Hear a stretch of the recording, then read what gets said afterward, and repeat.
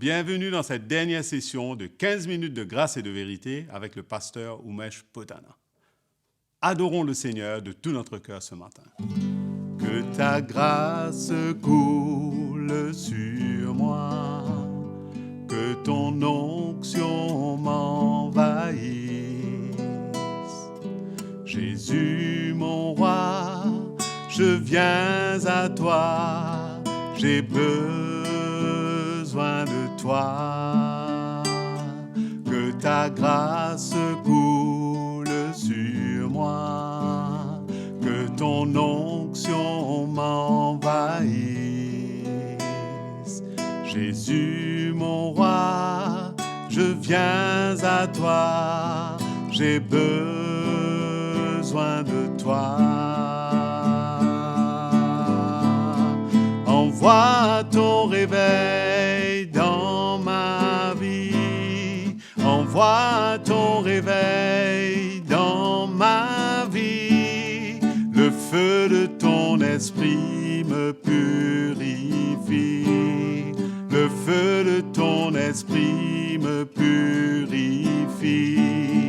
Envoie ton réveil dans ma vie, envoie ton réveil dans ma vie. Le feu de ton esprit me purifie, le feu de ton esprit me purifie.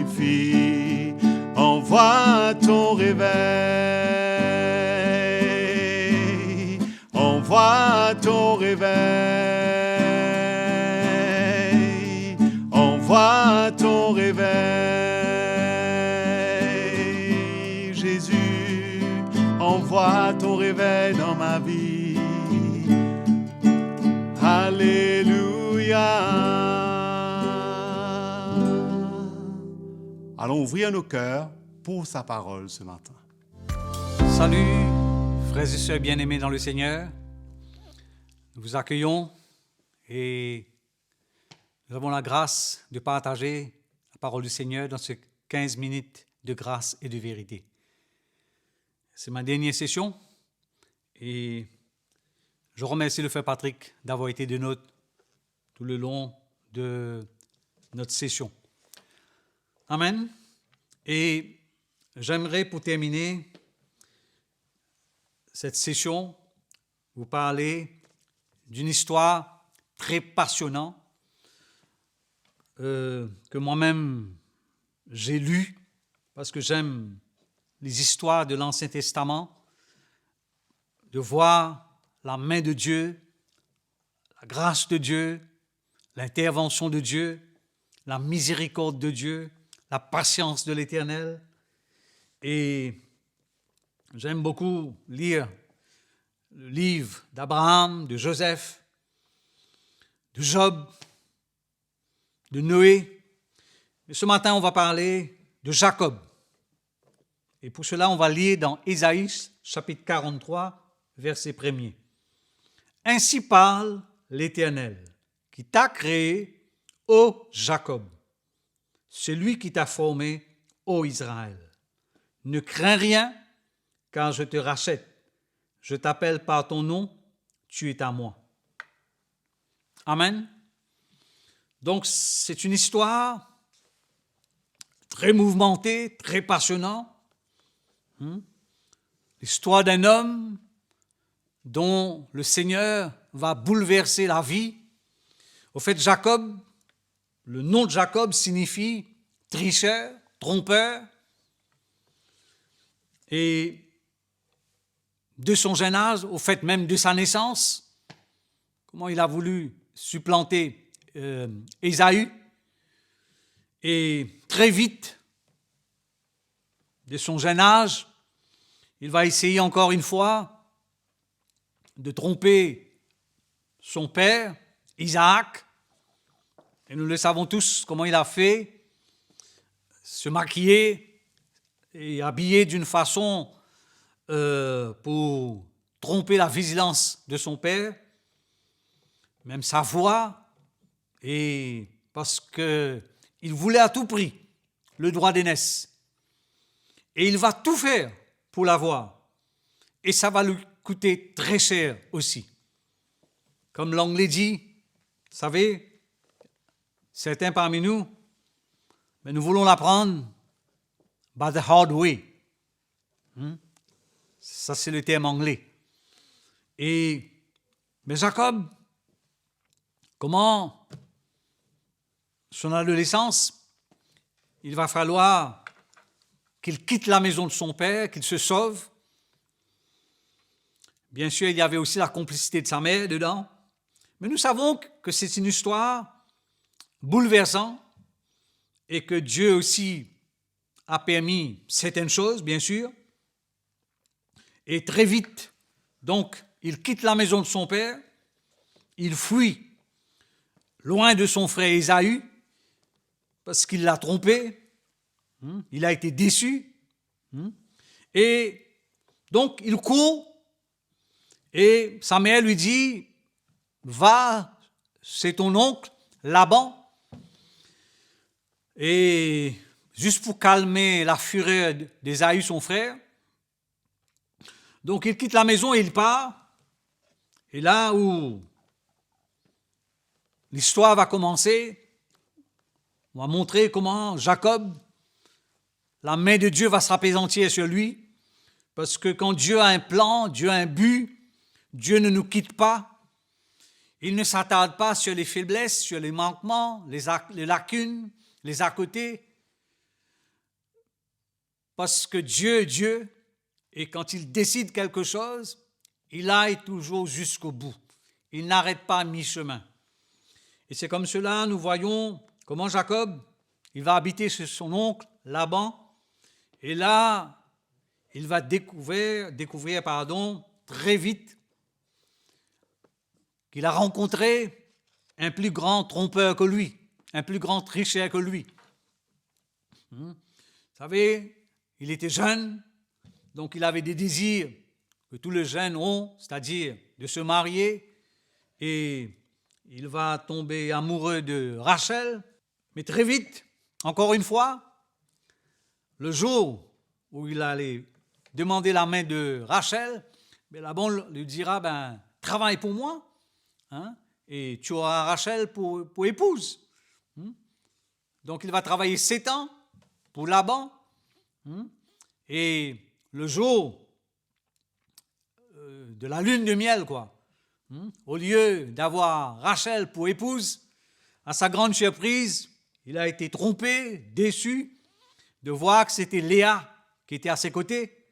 Donc il était encore une fois très brisé là, pour la première fois de sa vie, brisé profondément, travaillé, nous savons encore que c'était Dieu qui permettait ces choses.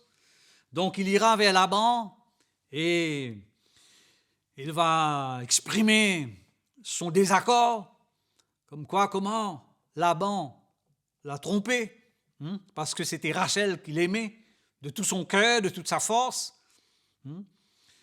Dans ce temps-là, c'était permis. Donc Laban lui dira, écoute, tu es encore jeune, travaille encore pour moi 7 ans. Ça va faire 14 ans.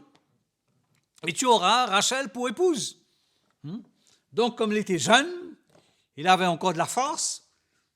Donc, il a accepté, il a travaillé. Donc, ça va faire 14 ans.